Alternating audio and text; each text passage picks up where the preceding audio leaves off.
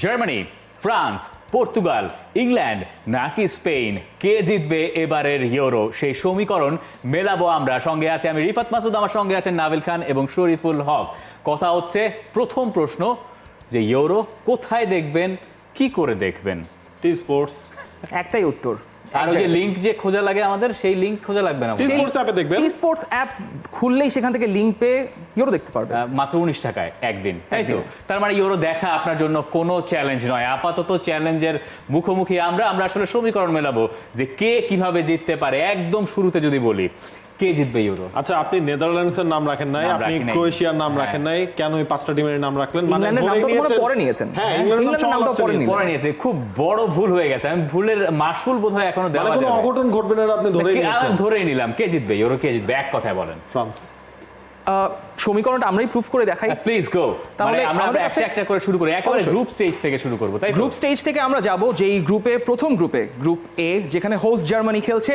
জার্মানির সঙ্গে Scotland, Hungary, Switzerland. Germany, এখানে আপনাদেরও তো দ্বিমত থাকার কথা নেই যে জার্মানি এখানে গ্রুপের ফার্স্ট থেকে শেষ করবে। সো জার্মানি গ্রুপ চ্যাম্পিয়ন হয়ে উঠে যাবে। Scotland, Hungary, Switzerland. স্কটল্যান্ডের এইবারের টিমটা নিয়ে কিছুটা ডাউট আছে। সো স্কটল্যান্ডকে আমরা প্রথমেই সবার শেষে গ্রুপে 4 নম্বরে দিয়ে দিলাম।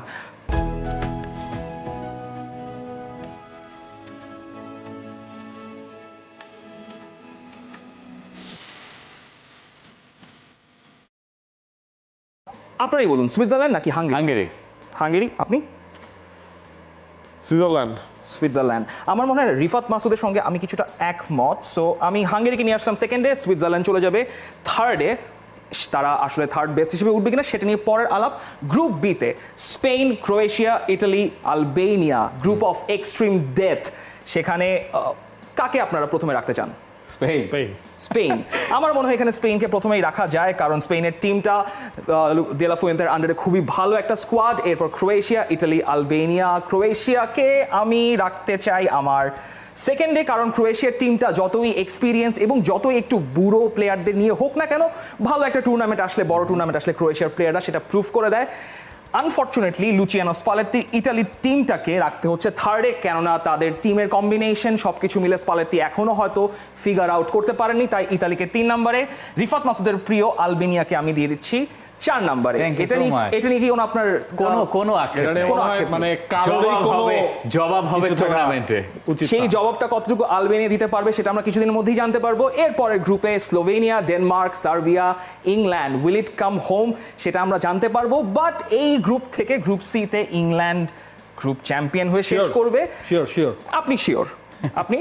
হ্যাঁ, আপনি শিওর তো? মানে কনফিডেন্স পাচ্ছেন ইংল্যান্ডের? অন্তত গ্রুপ চ্যাম্পিয়নের মর্যাদাটা তাদেরকে দিতে চাই। So group champion England. তারপর ডেনমার্ক না সার্বিয়া, সেটা নিয়ে আমার একটা প্রশ্ন আছে। ডেনমার্কের টিমটা বেশ ভালো, কাসপার হিউলমানের রানের, কিন্তু তাদের শেষ ওয়ার্ল্ড কাপ ক্যাম্পেইনটা একটু বাজে গিয়েছে। তারা অস্ট্রেলিয়ার সঙ্গেও সেই ম্যাচটাতে আসলে কিছু সুবিধা করতে পারেনি। সার্বিয়াতে প্রুভেন গোলকিপার রয়েছে, গোল স্কোরার রয়েছেন, ভালো স্কোরার রয়েছেন। স্লোভেনিয়ার ব্যাপারে তারাও ভালো টিম, কিন্তু ডেনমার্ক সার্বিয়ার মধ্যে ডেনমার্ককে আমি একটু প্রেফার করছি।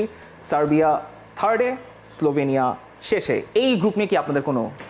আমার কাছে মনে হয় না যে 3 গ্রুপে আমি একই জিনিস আসলে দাঁড় করাবো। আমার একটা মেলে নাই। আচ্ছা, সেটা আমরা পরে দেখব।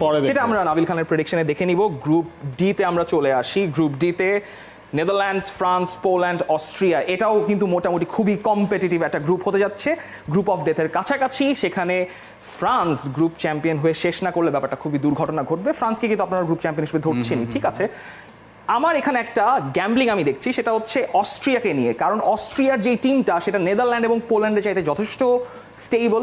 রালফ রানিকের আন্ডারে তার এই দলটা মোটামুটি গোছানো আছে। তাই অস্ট্রিয়াকে আমি এই গ্রুপে সেকেন্ডে রেখে শেষ করতে যাচ্ছি। থার্ডে থাকবে নেদারল্যান্ডস এবং শেষ করবে আমাদের রবার্ট লেভানডফস্কির পোল্যান্ড। কোনো প্রশ্ন?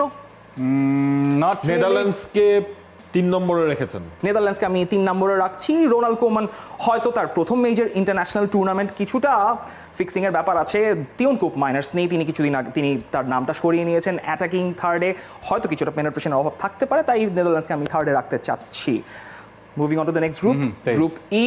গ্রুপ ইতে বেলজিয়াম, রোমেনিয়া, স্লোভাকিয়া, ইউক্রেন। যেই বেলজিয়ামের গোল্ডেন জেনারেশন নিয়ে আমরা বারবার কথা বলে এসেছিলাম, সেই গোল্ডেন জেনারেশনের পরবর্তী জেনারেশন তারা গ্রুপ চ্যাম্পিয়ন হয়ে শেষ করবে এই গ্রুপে।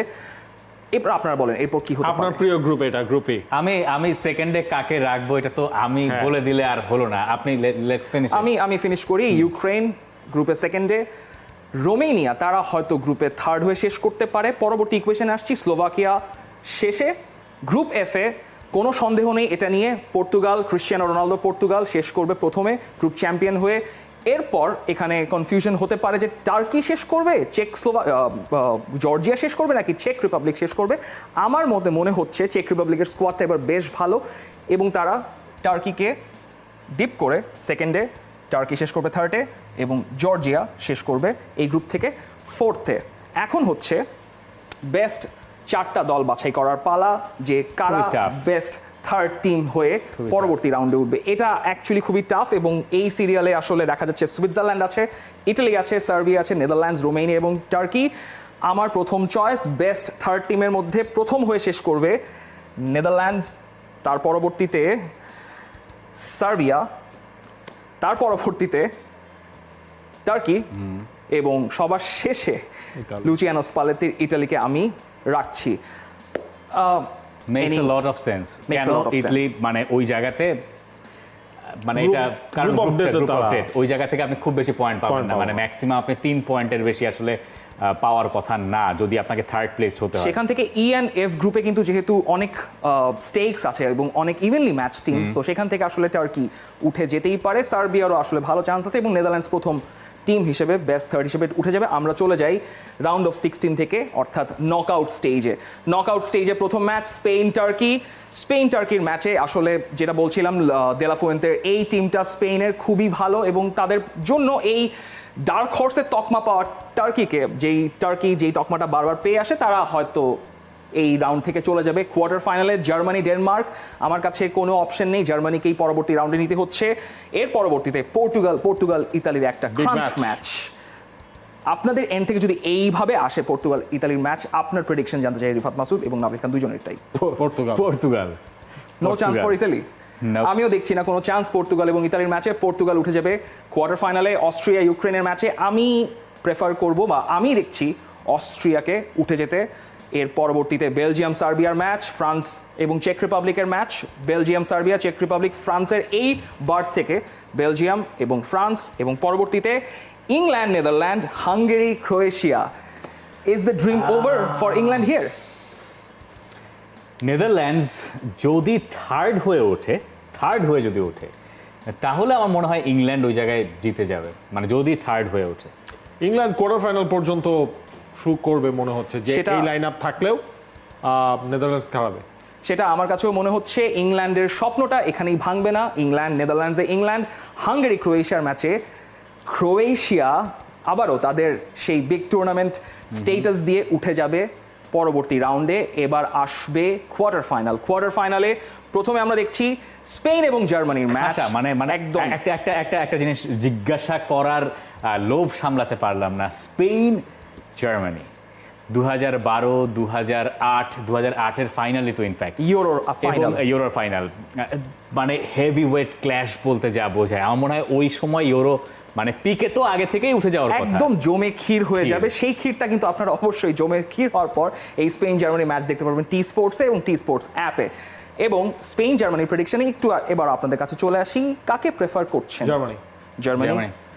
Well is lost looks, Germany উঠে যাবে সেমিফাইনালে। Portugal Austria, is it the? আচ্ছা, জার্মানিকে এত সহজে বলে দিলাম, মানে জানতে চাইলেন ওই আন্দাজে এমসিকিউ দেখায় না, ওরকম বলে দিলাম। না, আর আপনার ভাবতে মন হবে বলছে। এটা আমারটা এরকম সিচুয়েশনে আসলে আমি এক্সপ্লেইন করতে ঠিক আছে, চাই। আপনি আপনার হ্যাঁ। জায়গায় এটা এক্সপ্লেইন করে দিবেন।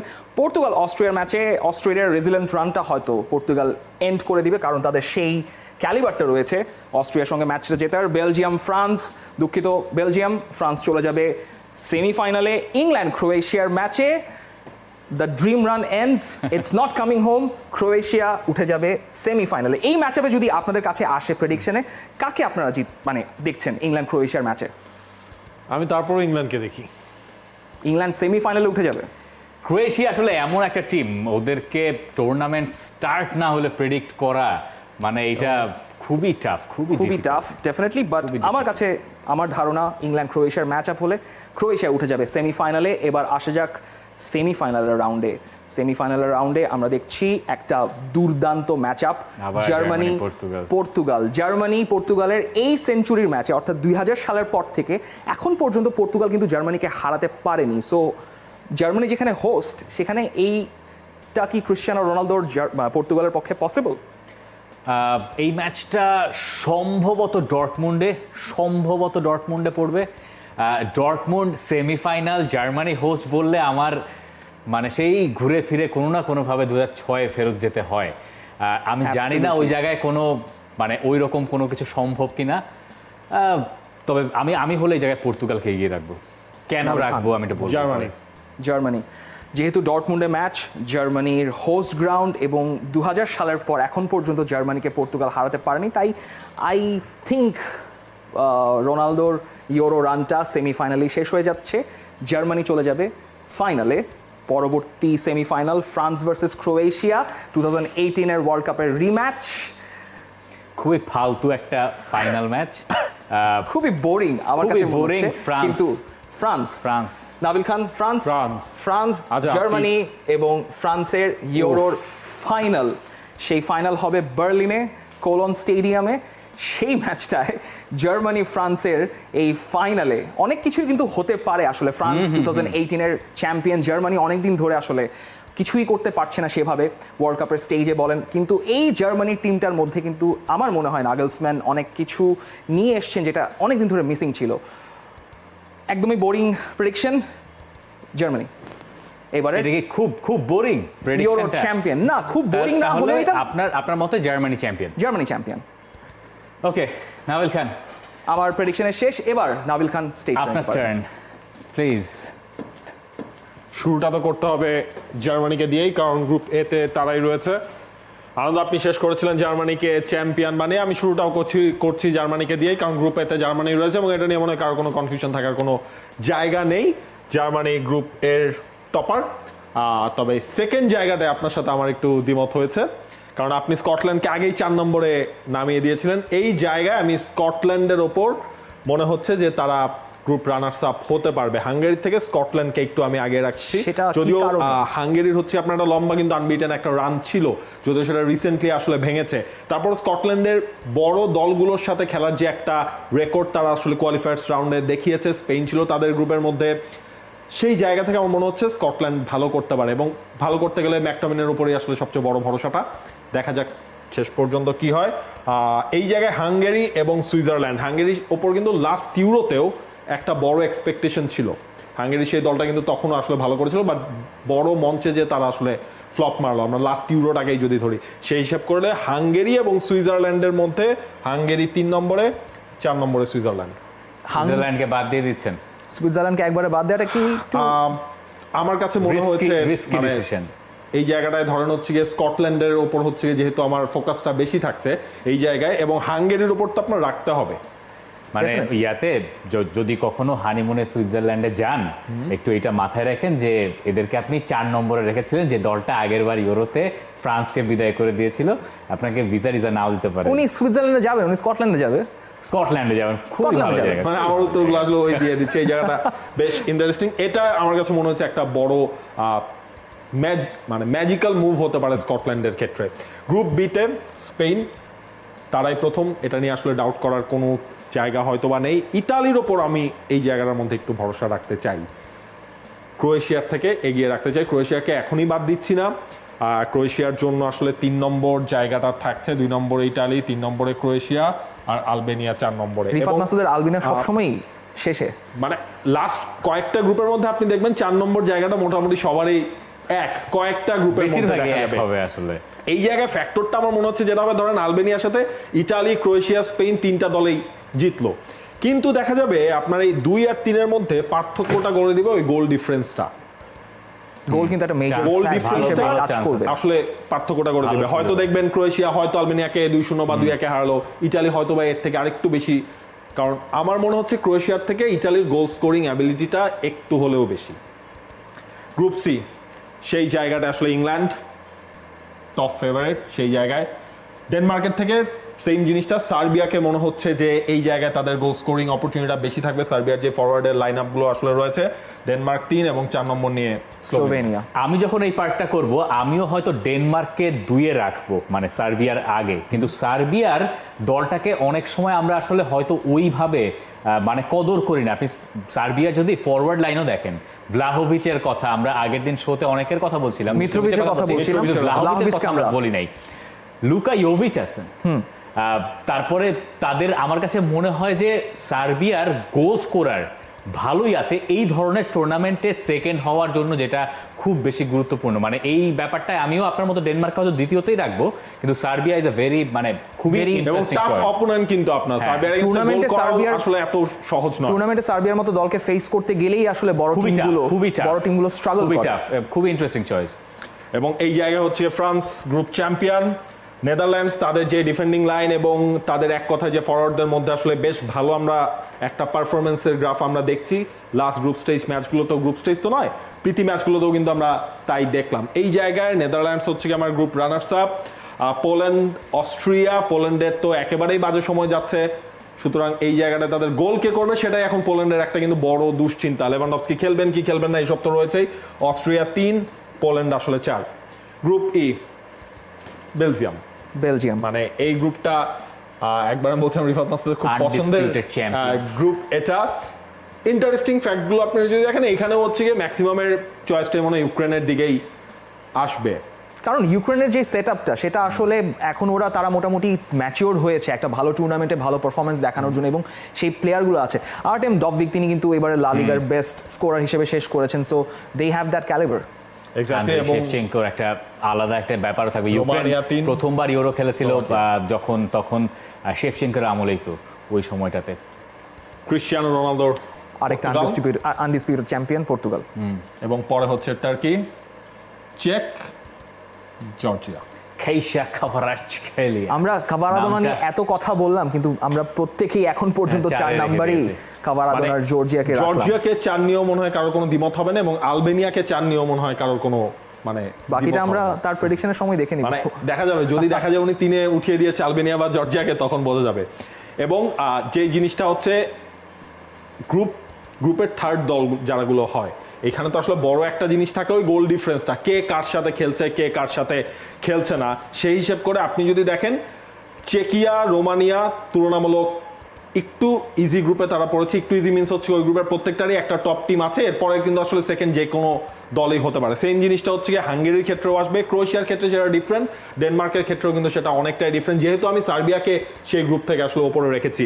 এই জায়গায় আমার কাছে যেটা মনে হচ্ছে চেকিয়া তারা আসলে সবার ওপরের জায়গাটায় থাকবে। এরপর হচ্ছে গিয়ে আপনার সেখানে অস্ট্রিয়া, তাদের একটা ভালো সুযোগ রয়েছে, এবং ডেনমার্ক, ক্রোয়েশিয়ার এই দলটা কি আসলে একদম বেস্ট মানে লাস্ট টিম হিসেবে ওঠার মতো অবস্থায় আছে? মানে তাদের তো ভালো প্লেয়াররা রয়েছেন, সেই এক্সপেরিয়েন্স প্লেয়াররা রয়েছেন। যেটা হচ্ছে আমার কাছে যেটা মনে হয়েছে তাদের এক্সপেরিয়েন্স একটা টিম রয়েছে, কিন্তু যখন আপনার ওই গোল ডিফারেন্সটা কাউন্ট হবে, কারণ আমার যেটা মনে হচ্ছে ইতালি আসলে গ্রুপ রানার্স আপটা তারা হবে, সেখানে তো আপনার আলবেনিয়ার এগেনস্টে বা স্পেনের এগেনস্টে কার কতগুলো গোল সেই জিনিসটা একটা মেজর ফ্যাক্টর হিসেবে তো আসলে কাজ করবে। সেই জায়গায় মনে হয়েছে ক্রোয়েশিয়া তারা থার্ড হয়ে উঠবে, এবং হচ্ছে ওই থার্ড প্লেসের ফোর্থ বেস্ট টিমটা হয়ে তারা নেক্সট রাউন্ডে কিংস ল্যান্ডিংকে আপনি পাত্তা দিচ্ছেন না, শুরু করবে। দেখা যাক। স্পেন এবং চেকিয়া, এখানে কোনো সন্দেহ নাই, ঠিক আছে। স্পেন, জার্মানি, সার্বিয়া, এটা হচ্ছে একটা ইজি টাস্কেই আসলে পড়েছে। জার্মানি সেখানে ট্রু করবে তো নাকি? করাই উচিত, আর কি না করলে এই ইউরো যে কোথায় যাবে। স্পেন আর জার্মানি এসছে তাই না? হ্যাঁ, ওটা দেখবেন, স্পেন আর জার্মানি মানে এটা হওয়ার সম্ভাবনাটাই বেশি। পর্তুগাল এবং ক্রোয়েশিয়া ইন্টারেস্টিং, মানে পর্তুগাল ক্রোয়েশিয়া দুটো দলই ফ্রেন্ডলি ম্যাচ খেললো কিছুদিন আগে, যেটা ক্রোয়েশিয়া জিতলো। মানে পর্তুগাল ক্রোয়েশিয়াটা একটু পরে পড়েছিল, রাইট? আমার পর্তুগাল ক্রোয়েশিয়া কি পড়েছিল? আমার পর্তুগাল ক্রোয়েশিয়া পড়েছিল, ফ্রান্স ক্রোয়েশিয়া পড়েছিল। ফ্রান্স ক্রোয়েশিয়া আপনার ছিল। এই পর্তুগাল ক্রোয়েশিয়াটা হলে সেখানে একটা ভালো আসলে ব্যাটেলটা হবে। তবে আমার যেটা মনে হচ্ছে এই জায়গায় পর্তুগাল তারাই ট্রু করবে। ক্রোয়েশিয়া মানে সব সময় আসলে ক্রোয়েশিয়াকে আমরা দেখি যে বিগ টুর্নামেন্টগুলোতে হচ্ছে তারা অনেক দূর যায়, বাট মনে হচ্ছে না এবারের রানটা আসলে খুব বেশি লম্বা হচ্ছে। পর্তুগাল নেদারল্যান্ডস ইউক্রেন, অবশ্যই নেদারল্যান্ডস এখানে, Netherlands, Belgium Denmark, Belgium, France turkey France, এবং ইংল্যান্ড অস্ট্রেলিয়া। এইটা ইংল্যান্ডের উপরে আমি ভরসাটা রাখছি, ইটালি আর স্কটল্যান্ডের মধ্যে ইটালি। এবং এই পর্যন্ত কিন্তু কোনো অঘটন নাই মানে নাবিল খান কোনো আবার ধরনের অঘটন এখানে- রিস্কের হ্যাঁ, দিকে যেতে না, চাচ্ছে কোনো না, মানে যে safe shot যদি তাকে বলে, bite safe back, shot, safe shot তাকে যদি হচ্ছে বাইট গিয়ে ব্যাক করতে আসে সবসময়। সেটা কখনোই খেলে যাচ্ছি। খুবই সেফ শট। এরপর যদি কোয়ার্টার ফাইনাল স্পেন জার্মানি, এটা তো জার্মানি, খানিকক্ষণ আবার। আগেও আপনারও আসলে পড়েছিল এবং তখন যেই ভরসাটা রাখছিলাম জার্মানির উপর রাখতে, যে এই জায়গায় স্পেনের টিমটা অনেকটা ইয়াং এবং আমার মনে হয় জার্মানি ঘরের মাঠ, তাদের হচ্ছে ব্যালেন্স একটা স্কোয়াড রয়েছে, এই জায়গায় জার্মানি আসলে ট্রু করে যাবে। এবং এই দলটার উপর তো আপনার সব সময় সব বড় টুর্নামেন্টেই হচ্ছে বড় ফোকাস থাকে, একটা ভালো স্কোয়াড থাকে, লাস্ট টুর্নামেন্টগুলো তো ওরা কিছুই আসলে করতে পারছে না। নামের প্রতি যে সুবিচারটা, এটা ঘরের মাঠ ছাড়া ওরা ভালোভাবে আর কই করবে। এবার এরকম একটা বড় ম্যাচে স্পেন অ্যাভারেজে কয়টা পাস দিবে? কত হয়, 700 750? লাস্ট যেটা রেকর্ড করলো ওয়ার্ল্ড কাপে সেটা মনে হয় 1000-এর উপরে ছিল সম্ভবত। 900 মানে কাছাকাছি। 1000-এর উপরে ছিল। এরকমই সেটা তো কাছাকাছি কাছাকাছি। একটা কাছাকাছি। নাম্বার বল ছিল। পজিশন এবং হচ্ছে গিয়ে প্রতিপক্ষকে সবচেয়ে কম বল পজিশনে রেখে পাসিং খেলা, এবং ওটা তো তারা স্পেনের রেকর্ড record একটা ছিল। করেছে, রেকর্ড ওই ওয়ার্ল্ড কাপে তারা ওই রেকর্ড আবার আবার পরের ভেঙে ম্যাচে গেছে। ভেঙেছিল। ভেঙে গেছে। এক্স্যাক্টলি। এবং পর্তুগাল নেদারল্যান্ডস, এই ব্যাটল জায়গাটা অফ নিউরেমবার্গ 2006 ওয়ার্ল্ড কাপ আরও একবার ফিরিয়ে আনলাম।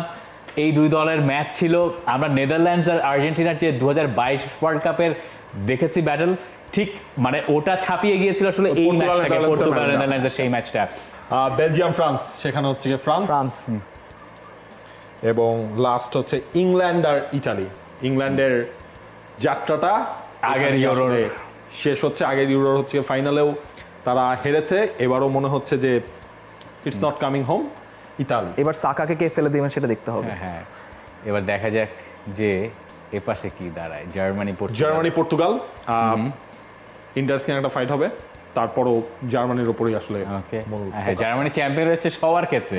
ঘটনা কি জার্মানি ভাই? অন্তত ফাইনালে উঠে যাচ্ছে, অটসটা তাদের দিকে France Italy, France, Oh my God, France France France France আনন্দ ফ্রান্স ফ্রান্স, ফ্রান্স সেটাই আসলে হওয়ার কথা, যে এই দুটো দল যদি মুখোমুখি হয় আসলে ফ্রান্সের সেই কাজটাই হওয়ার কথা। এবং ফাইনালের প্রশ্ন তো জার্মানি এবং আপনারা ফ্রান্স, প্রশ্ন তো আমার। আগেই ফাঁস হয়েছিল। যে আপনার ফাইনাল সেম। হ্যাঁ, জার্মানি এবং ফ্রান্স, আমি জানি না কে আপনার, কি আপনি আপনার উইনার কে? আমার উইনারটা অবশ্য ডিফারেন্ট, ফ্রান্স।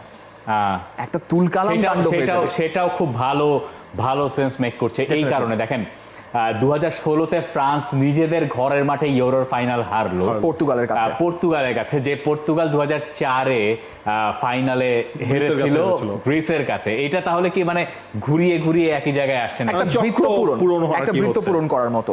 ফ্রান্সের কিন্তু অ্যাকচুয়ালি সেই ক্যালিবারটা আছে, মানে চ্যাম্পিয়ন হওয়ার। অবশ্যই আমার জার্মানি কাছে মনে against হয়, মানে in fact, আমার কাছে মনে হয় এই ফাইনাল যদি হয় তাহলে সেটা ফ্রান্স বের করে আনবে আসলে। জার্মানি ফ্রান্স একটু ধরেন হচ্ছে গিয়ে 22-এ পারেন এই ওয়ার্ল্ড কাপে, সেটা ডিফারেন্ট, পেনাল্টিতে যে সেটা সেটা তারা ইকুয়েশন হয়েছে, try মানে করে গিয়েছিল। এই ধরনের ফাইনাল ম্যাচগুলো তো আমার মনে হয় এখন ফ্রান্সের যে ইয়াং টিমটা আছে তারা অন্যরকম, মানে ওই প্রেশারটা নিতে পারে এবং তারা এনিথিং ক্যান ডু। আচ্ছা, ঠিক আছে, অবশ্যই এবার logical। আমি রেডি হই। এবার রিফাত মাসুদ তার Let's go. আলবেনিয়াকে কোথায় রাখে Let's সেটা আমরা go. দেখবো।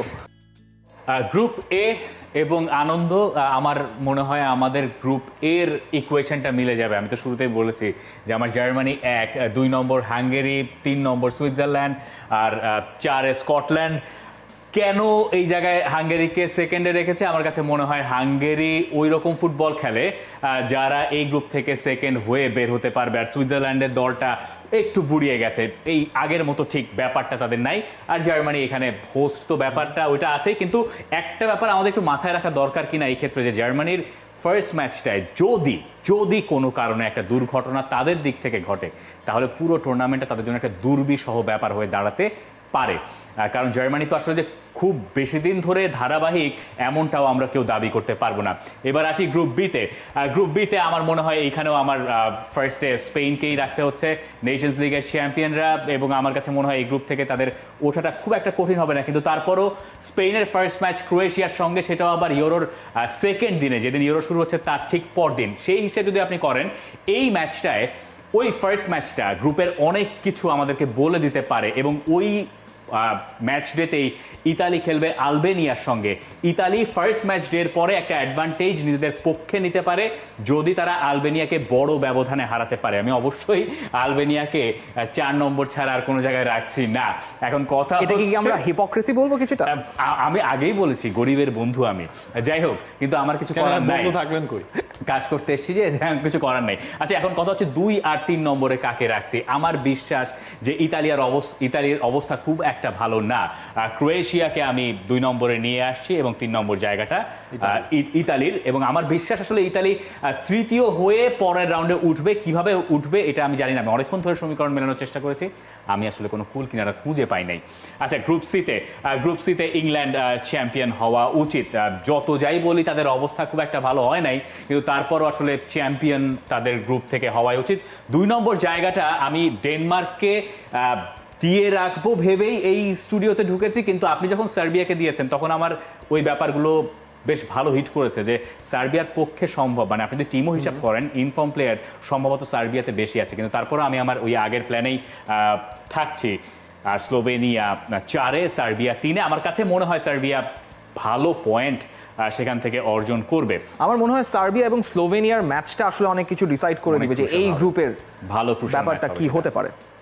এবার আসি গ্রুপ ডিতে, নেদারল্যান্ডস, ফ্রান্স, পোল্যান্ড, অস্ট্রিয়া। আমার 1 নম্বর চয়েস ফ্রান্স।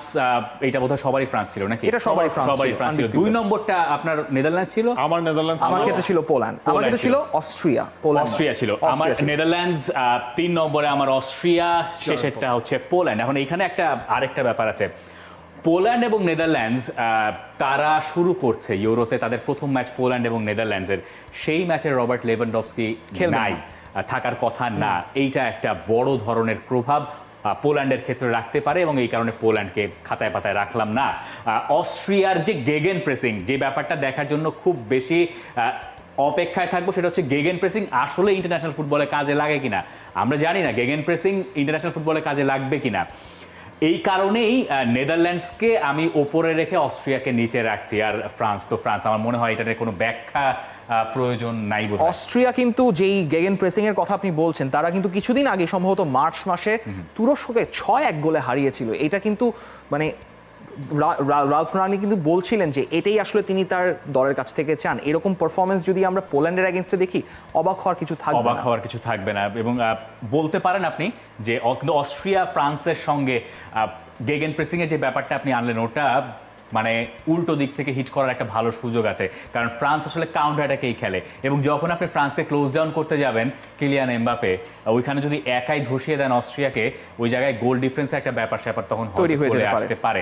নেদারল্যান্ডস অতখানি ঝুঁকি নেওয়ার কথা নয় ফ্রান্সের সঙ্গে যখন তারা খেলবে। এই জায়গায় বেলজিয়াম, যারা এখন তো বোধহয় বেলজিয়াম আর 3-ম্যান ব্যাকলাইনে খেলে না, মানে টেডেস্কোর দল এখন বেশ খানিকটা পরিবর্তন হয়েছে, কিন্তু এই বেলজিয়াম আর আগের বেলজিয়াম নাই। 2 নম্বর জায়গাটা ইউক্রেন। এটা যতখানি ফুটবলীয় কারণে, তার চেয়ে বেশি আমার কাছে মনে হচ্ছে মানবিক কারণে। ইউক্রেনের যুদ্ধ বা সবকিছু, আগেও বলেছি যে ব্যাপারটা প্যালেস্টাইনের ক্ষেত্রে ঘটেছে, ওরকম কিছু ইউক্রেনের ক্ষেত্রে ঘটতে পারে। ইউক্রেনের গোলকিপারকে বোধহয় দেখার জন্য অনেকে অপেক্ষা থাকবেন, আন্দ্রেই লুনিন, তাই না? মানে এইটাও একটা বিরাট ব্যাপার।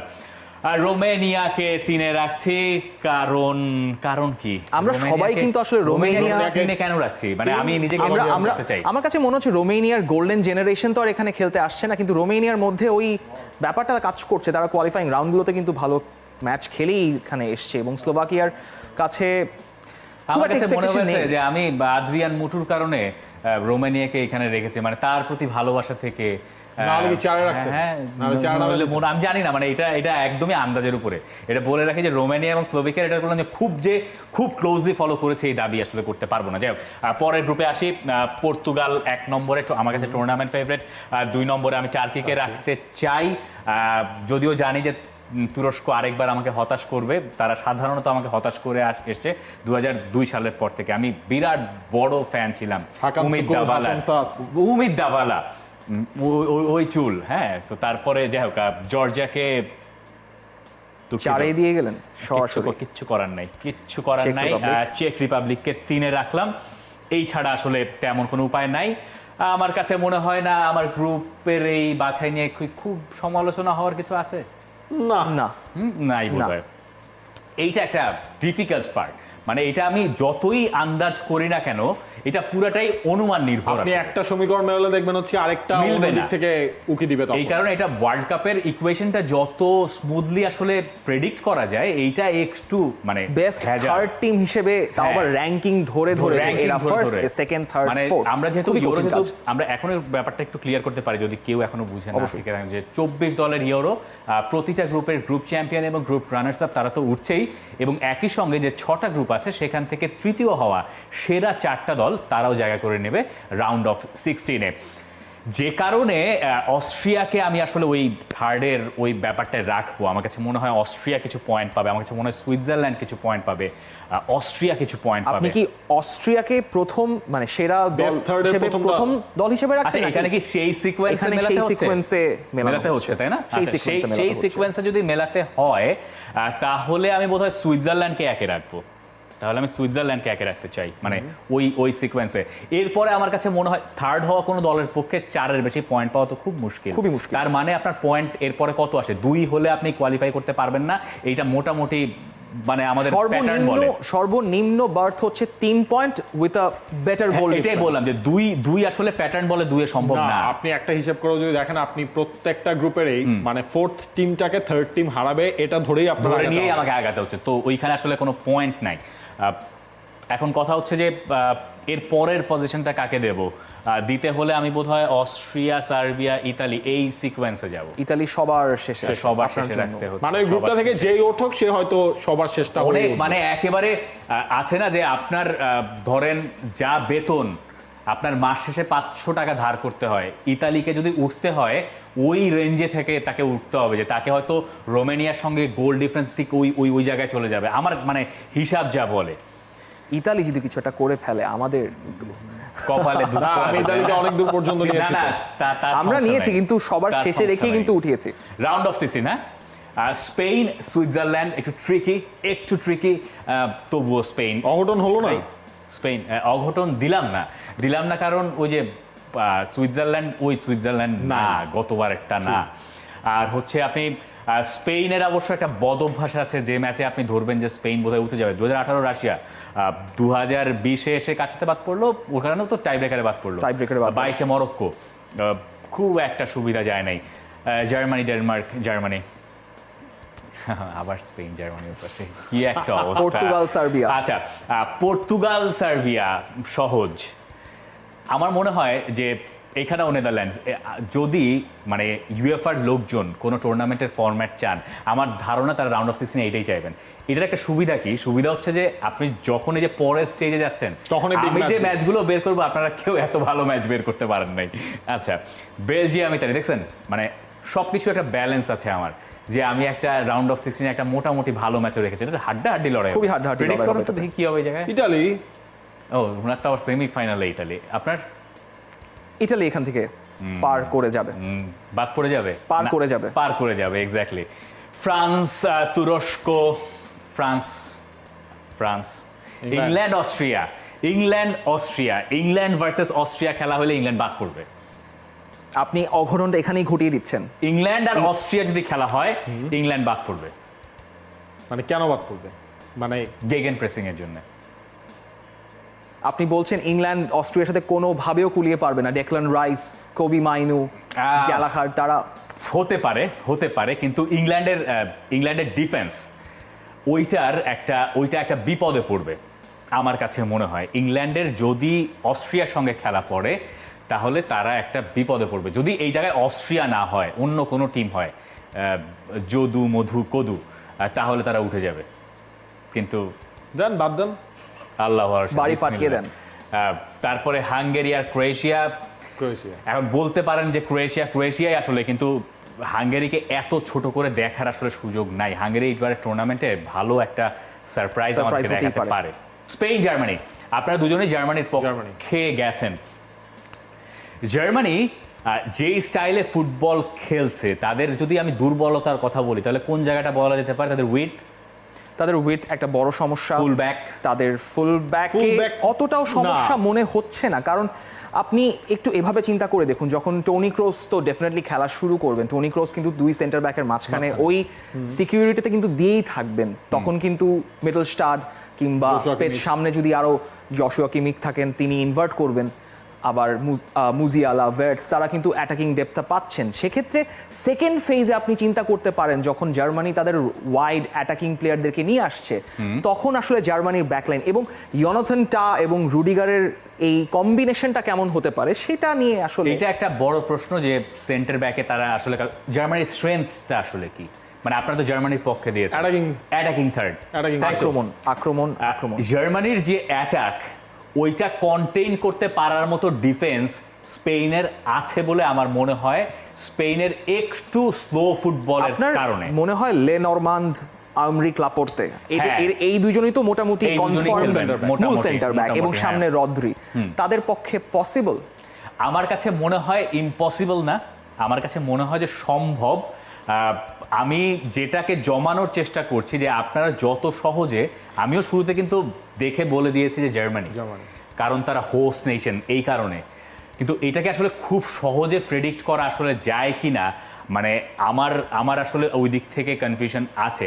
যদি এই টুর্নামেন্টে এই পর্যন্ত এসে ফ্লোরিয়ান ভার্টস, যাকে আমার কাছে মনে হয় জার্মানিকে ভালো করতে গেলে ফ্লোরিয়ান ভার্টস এই টুর্নামেন্টের বেস্ট প্লেয়ার হয়ে যাবেন যদি জার্মানি সেমিফাইনাল বা ফাইনাল পর্যন্ত যান, সেই হিসেবে আচ্ছা রায়টা আমার জার্মানির পক্ষেই, মানে আপনি প্রথমে জিজ্ঞেস করলে আমি জার্মানির পক্ষেই দিব, কিন্তু আমি আসলে ফ্রান্স মানে স্পেনকে আমার কাছে আমি একদমই 50-50, 50-49 এই রেঞ্জে যাব, শুধুমাত্র হোস্ট বলে আমি এই জায়গায় জার্মানিকে দিলাম। ওরা হয়তো একটু খুব বিদ্রোহ একটা করছে, but পছন্দ করছে না পর্তুগাল। আমার কাছে টুর্নামেন্ট ফেভারিট পর্তুগাল। আচ্ছা ইতালি, ফ্রান্স অবশ্যই ফ্রান্স। অস্ট্রিয়া এবং ক্রোয়েশিয়া এখানে বোধহয় কথা বলার তেমন কিছু নাই। এই আপনার সেমিফাইনাল আগে এই দিয়ে আসি, বারটা আমার সাথে মিলে গেছে। এই সেমিফাইনালটা আগে দিয়ে আসি, কারণ এই জায়গায় ফ্রান্স যাচ্ছে, ফ্রান্স ওদিক থেকে যাচ্ছে, আমি মোটামুটি নিশ্চিত। আগে দেব পর্তুগাল, এরপর ব্যাখ্যা করব কেন। প্লিজ আচ্ছা তাহলে আপনার সাথে হচ্ছে সেমিফাইনালও আমার দুটাই মিলেছে। সেমিফাইনাল মিলেছে, আপনার এখান থেকে আর মেলে নাই।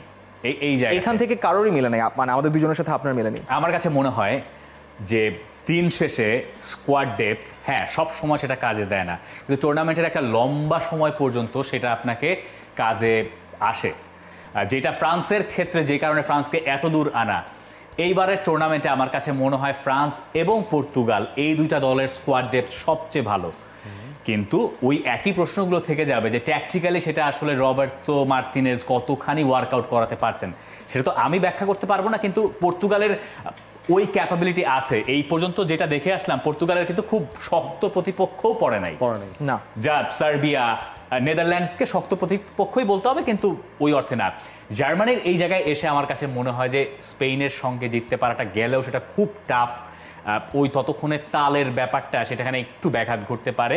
এই সব কিছু মিলিয়ে আমার কাছে মনে হচ্ছে জার্মানি আরও একবার, মানে এই দলটা সেমিফাইনাল থেকে বাদ পড়বে। জার্মানিকে আমি আর, তবে যেতে পারলে জার্মানি যদি পুরোটা যায় আমি খুশি হব। কিন্তু আপনি যদি ইন কম্প্যারিজনে আসেন, জার্মানি এবং পর্তুগাল ইন কম্প্যারিজন কোন দলটাকে আপনি এগিয়ে রাখবেন আসলে, কি হিসাবে? সেটা স্কোয়াড ডেপথ, সেটা ট্যাকটিক্স, সেটা জার্মানি bonding, এবং সবকিছু পর্তুগাল। মিলে। জার্মানি এবং পর্তুগাল। পর্তুগালকে তো স্কোয়াড ডেপথে এগিয়ে রাখবো, পর্তুগালকে স্কোয়াড ডেপথে এগিয়ে রাখবো। তবে আপনি যদি বলেন যে ডিসাইসিভ প্লেয়ার কোন দলটায় বেশি আছে, তখন একটু মুশকিল হয়ে যাবে, যে এত পরিষ্কারভাবে বলা যাবে না যে কাকে এগিয়ে রাখছি। ডিসাইসিভ প্লেয়ারের কথা যদি আপনি বলেন, তাহলে আমি বলবো যে বরং জার্মানিই বোধহয় একটু এজ পেতে পারে, কারণ তাদের যে ফরওয়ার্ডে রয়েছে এরা সবাই লাস্ট সিজনে ভালো করে এসছে। যেমন পর্তুগালের সমস্যা কি, আমরা জানি না যে রোনালদো নাকি হচ্ছে গনসালো রামোস, এটা তো আমরা জানি না, বা ফেলিক্স না কে খেলবেন আরেকজন, রাফায়েল লিয়াও স্টার্ট করবেন কি করবেন না। এই সমাধানগুলো যদি আমরা পেতাম তাহলে হয়তো আরো সুবিধা হতো। তবে রিফাত মাসুদের প্রথম কথা একটা ভালো যুক্তি আছে, সেটা হচ্ছে যখন একটা টিম, যেটা ধরে নিলাম জার্মানি, যারা স্ট্রং অপোনেন্ট ফেস করে আসছে, তাদের টায়ার্ডনেসটা একটু বেশি থাকবে, তাদের ফ্যাটিকটা একটু এবং বেশি এটাও থাকবে। মাথায় রাখা দরকার যে আপনি যখন ওই দেশের মানুষের ইমোশন সঙ্গে করে নিয়ে খেলছেন ম্যাচের পর ম্যাচ, আপনি একটু শেষ মনে করেন তো হোস্ট নেশন, ভিক্টরিয়াস হয়েছে আপনি মনে করতে পারবেন না। ইউরো বলেন যা বলেন, তাই না? আচ্ছা, ফাইনাল পর্তুগাল ফ্রান্স আর পর্তুগাল, মানে 2016 ফাইনালের রিম্যাচ আবার টানতে হয়েছে। এই পর্যন্ত যদি যায়, আমার ধারণা ফ্রান্স তার বহু আগে সতর্ক হয়ে যাবে। 2016-তে তারা আমার কাছে মনে হচ্ছে তারা হালকা করে নিয়েছিল পর্তুগালকে, স্পেশালি রোনালদো উঠে যাওয়ার পর তারা সম্ভবত তাদের পাত্তাই দেয় নাই। একটু রোনালদো ভক্তদের হতাশ করতে হচ্ছে। ফ্রান্স আমার ইউরো চ্যাম্পিয়ন, 2016 এর revenge। খুবই সেফ সাইড অনেকে বলতে পারেন যে জানি তো ভাই ফ্রান্স চ্যাম্পিয়ন, কিন্তু আমার কাছে মনে হয় যে ফ্রান্স চ্যাম্পিয়ন। তাহলে দুজনের হচ্ছে ফ্রান্স, আপনার হচ্ছে কি? জার্মানি। আপনার আর ফ্রান্স কার? আপনার আমার ফ্রান্স ছিল। ফ্রান্স, আপনার আপনার জার্মানি। জার্মানি।